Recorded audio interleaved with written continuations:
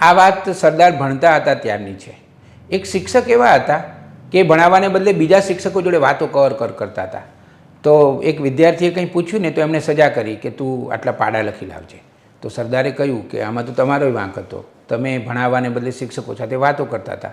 તો શિક્ષક ગુસ્સે થયા. તો એમણે સરદાર પટેલને કહ્યું કે તારે આટલા પાડા લખી આવવાના છે. પછી બીજા કે ત્રીજા દિવસે શિક્ષકે સવાલ પૂછ્યો કે તું પાડા લખીને ન લાવ્યો?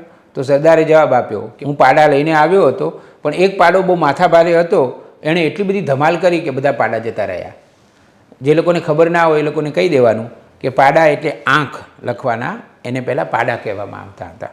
સરદાર પટેલમાં નેતૃત્વના ગુણો નાનપણથી જ હતા.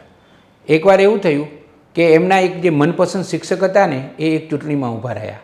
તો એની સામે જે ઊભા રહ્યા હતા ને એ ઉમેદવારે શું કહ્યું ખબર છે કે આ શિક્ષક તો નહીં જીતે, અને જો જીતશે ને તો હું મારી મૂછો મુડાવી નાખીશ.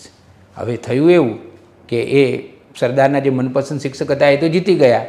તો પછી સરદાર પટેલ આખું જુલુસ લઈને નીકળ્યા અને આગળ એમણે એક વાળંદને રાખ્યો, જેથી પેલો જે શિક્ષક છે ને એની મૂછો મુડાવી શકાય.